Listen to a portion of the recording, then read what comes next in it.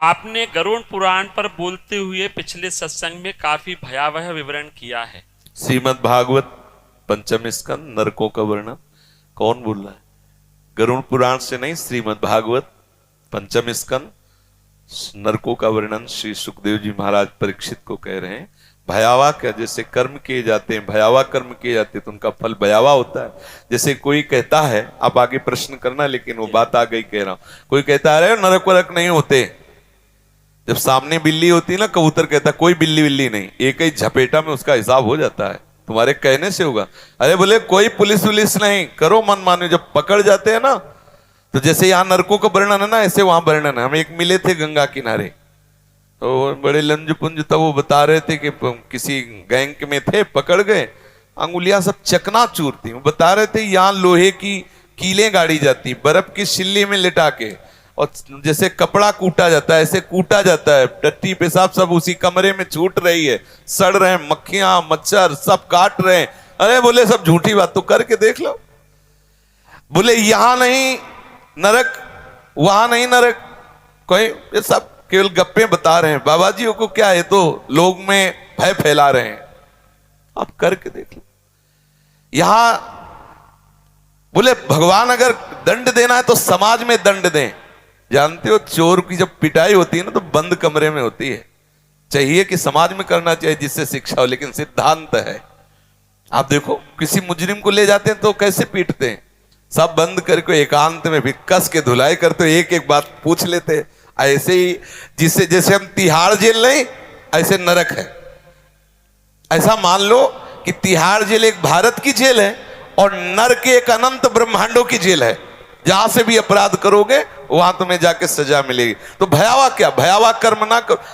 ये पुलिस है, चोर के लिए भय देने वाली है और आपके लिए निर्भय करने वाली है। आप देखो अगर आप धर्म से चल रहे तो आपको कितना सपोर्ट देते हैं। वो बेचारे धूप में भी खड़े हैं, आपकी गाड़ी निकलवा रहे हैं, वो सब संयम बता रहे हैं जिससे आपको कष्ट ना हो। रात में वो गश्त लगा रहे, जब आप सो रहे होते हो तब वो पूरा दौड़ भाग कर रहे होते हैं। क्या पुलिस भयावह है? पुलिस सुख देने, लेकिन भयावह किनके? जो रात में सेंध करने वाले हैं, वो हारन सुन के ही मोहल्ला छोड़ देंगे, उनको भय लगेगा।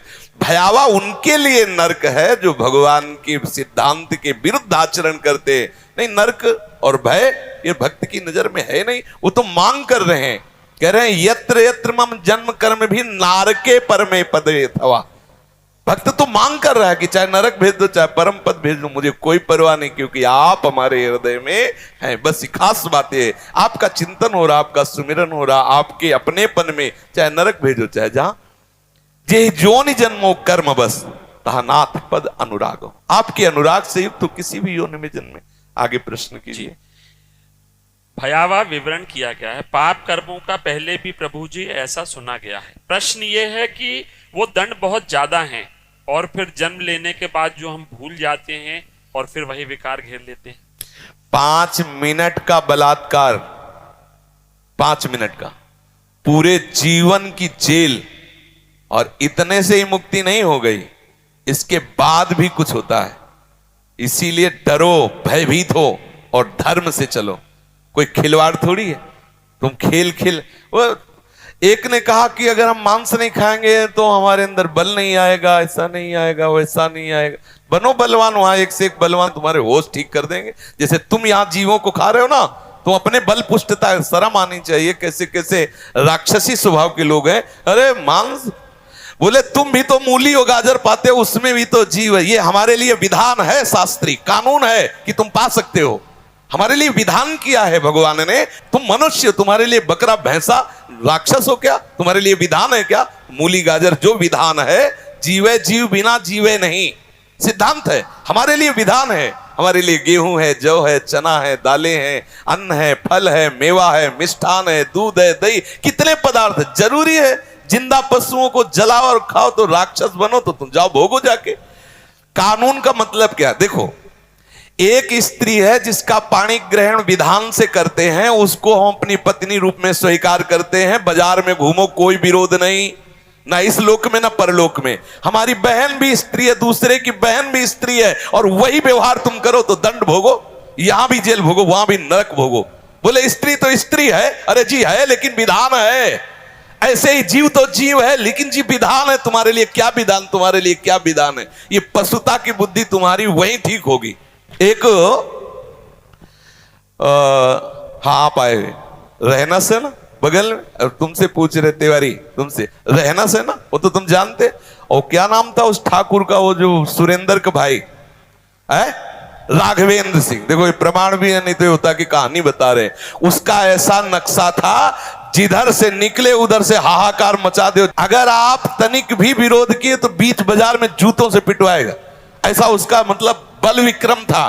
छोटा भाई तो कसाई समझो, हसिया से काट देता चाहे जो कोई हो। ऐसा नक्शा एरिया थर्राता था, हम देखा है और सुना भी है और परिणाम भी देखा। हो गया एड्स, अब सारी ठकुरी होश में उड़ गई।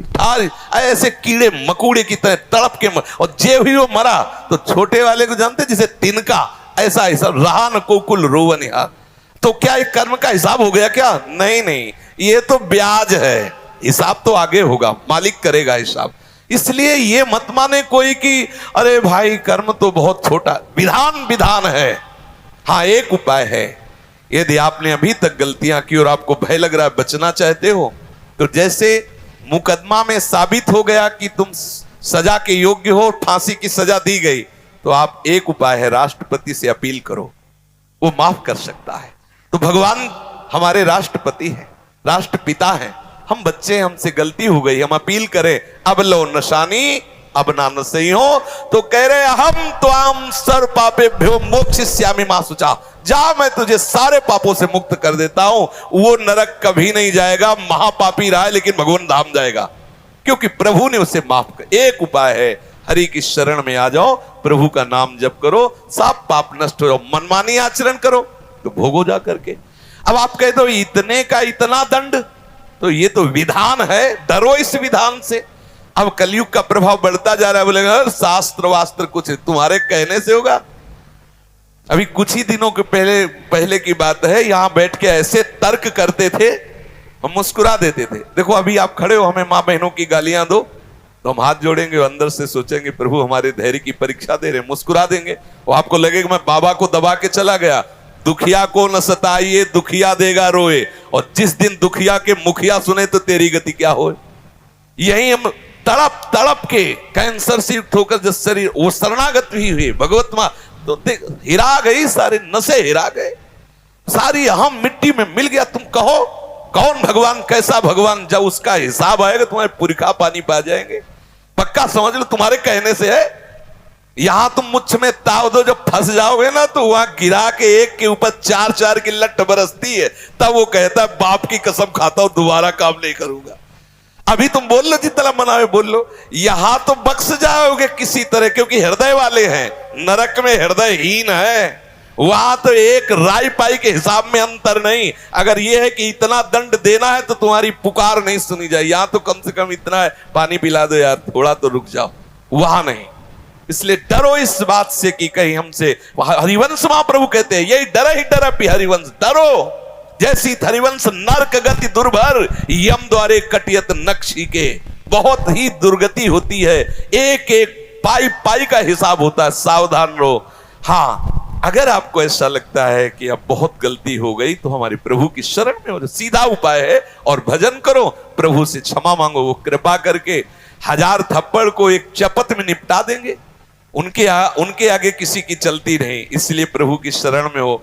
रत्नाकर जैसे डाकू को ब्रह्म ऋषि वाल्मीकि बना दिया, बिलोमंगल वैश्यागामी को बिलोमंगलाचार्य बना दिया, अजामिल जैसे वैश्यागामी पापाचारी को भागवत में उनका यश गाया गया।